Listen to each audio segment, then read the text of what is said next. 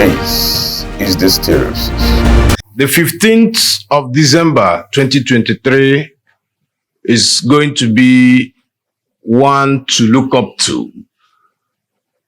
One might wonder why, then I tell you it's the judgment day for Nnamdi Kanu, the leader of IPOB. We all know what the federal government did with the case of Igboho and the way they swept it under the carpet, and Igboho is actually going free as a free man. So be it as it may, even though some might argue that we expect nothing good coming out of the court, giving it pedigree during the last election and a lot of other cases. Now, I can tell you that whether you like it or not, the Igbo people has always been treated as a second-class citizen in a country they help build in collaboration with other diverse ethnicities. Why are the Igbos treated differently?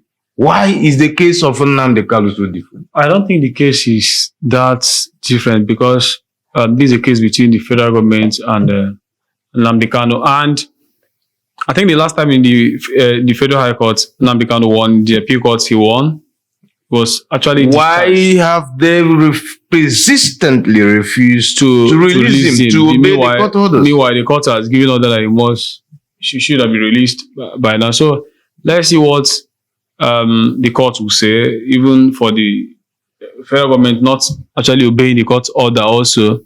Yes. That will be an issue in the Supreme Court also. And Ezekiel Mayor, I think his lead counsel, yes, Michael Zakome. He will bring up those kind of things to the judges, and yes. Let's see what happens on 15th. But whatever thing that happens, Nnamdi Kanu is the problem, is also the solution. Well, now, when you're talking about the solution, what solution does this release bring, given the level of problems his arrest and the continuous detention has caused to the Southeast in terms of economy and security? Yeah, I think when he's released, it's very clear, but some people are scared because Imapo have made it very clear. You called names, which I wouldn't call here, but people call like some governors and some top Igbo business guys who allegedly claim that they don't want him released. They are working. Yes, I guess he's released. Really, it's very hard to make sure he's not released. So, but if Nnamdi Kanu is released, yes, a lot of people believe that when he's released, there will be peace in the Southeast. But do you not still believe that a lot of political players are hell-bent on making sure he's not released, maybe because of the enormity of influence he wields? Yeah, most of the guys in power wouldn't want him released because when he was free, it was very, very hard to contain the guy, especially with his massive rallies.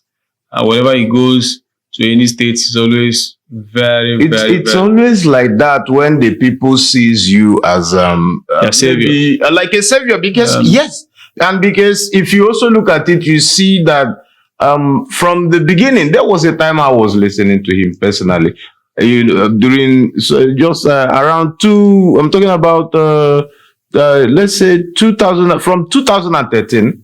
There was a time I consistently listened to what he was saying, and then you see that he was a disciple of truth, even though some people might argue that is slander or whatsoever you call it, or maybe the method of his presentation. Yes, sometimes he was very aggressive, like the person he was behaving like the person of Malema. Yeah. It's in that frame. So he doesn't really care about how you feel, how you take what he says. All right, but the truth is a truth, and the truth must be said, and that is why he has endeared himself into the hearts of the Southeasterners, even across board. Yeah, even not actually the young people alone. Yeah, there are people, aged men, who actually love the young man very dearly. And from his cousin who went to see him, I think it should be his uncle who went to see him the other time. Okay. The man said so many things about how worried he is about the situation in the southeast. And I think the last appearance we saw him in appeal court, He was talking about that he wasn't there for his people to be killed. That he wants calm in the southeast. So, but still yet, someone who took over from him or who took over the rep, even though there is even a division between the IPOB people. Now you hear about they say the DSS, that is Directorate of what, and then you talk about autopilot, which autopilot is the one Simon Ekpa is in charge of. Now you see that there is a divergent even in approach. Now, and then the approaches of those in autopilot are what is destroying, causing the southeast the peace we so much desire. No, that's why everybody wants him back. Once he comes back, a lot of all this fragmentation. Even the influence of the other man will be watered down. Nobody knows what will happen, and this is freedom fighting. Even at the time Mandela and all those ones, if you read Long Walk to Freedom, yes, of course, a lot of these things you may not understand how close or who sent who till you eventually hear from him. So before this guy took over, he has been communicating with him even when he was outside. Yes. For him to take over from that means he was close to him, and so there are a lot of things that nobody will know till he comes out. And that's why people want him out. Without him, there will be a lot of confusion. There will be a lot of problems. And then I feel for me sometimes I feel that maybe some political jobbers are enjoying the attention maybe they are gaining by always coming out to say releasing Nnamdi Kanu with one mouth and then runs to the powers that be and then acts in another way. Because they feel his release will actually, some people feel when he's released it will bring more troubles. As well, but a lot of people are of the opinion that his release more trouble or calm. There are a group of people with that school of thought that how are you going to handle his release in terms of like the let me say the governors now, because most times when he gives order, people obey him more than the governors. So some of them are scared. They are damn scared about the guy.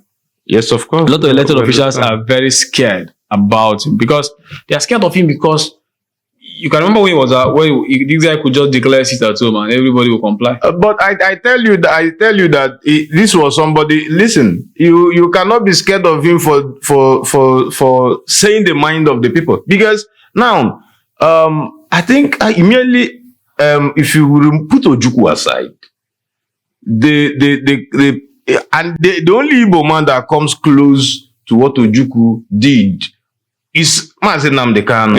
Yes, really. And he's not into politics. Ojukwu was into politics. Yeah. Now, if you come into the political field, the only person that can even come close as an Igbo man is maybe P2B. Yes, not maybe P2B. Not. Do you understand? P2B. No. So that is it. And I believe and I feel that, which I know the federal government will not do.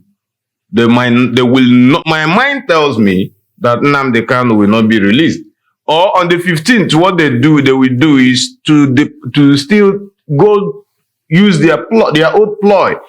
Maybe not appear in court, maybe just form some flimsy excuses and then still keep him under detention.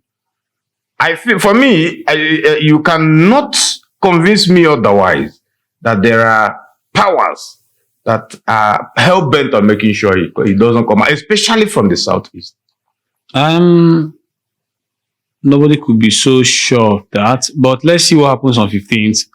I think if what we got from the High Court and the Appeal Court, we can go with those precedents, we'll say that maybe the Supreme Court. If you remember, Chukwuma, I've always told you, you see insurgency. Insurgency is a very big business for some people, especially some political players that are members of certain underworld. they cause chaos so their business can thrive.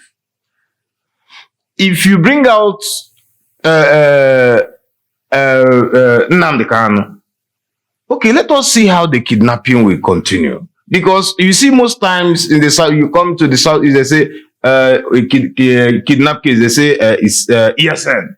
They call some other people. They say unknown gun. They say unknown gun or gunmen. Howsoever you place, because I know that the unknown gunmen scenario, these are, for me, I still call it political players. Everything is not unleashing mayhem. Everything is not categorized under one. Under as yes. Or non-government. Yes. But when this guy is out of, because when he was out, these things were not happening. Yes, of course. They already had protests where people are killed. Yeah. No, even during the protests that people were killed, it was actually the Nigerian army shooting and innocent people, dehumanizing innocent people who just went around doing their peaceful protests and rallies. Yes, going to attack him and all those things. So I would think that with what is going on, the federal government may, this is a new administration, and let's just see what happens.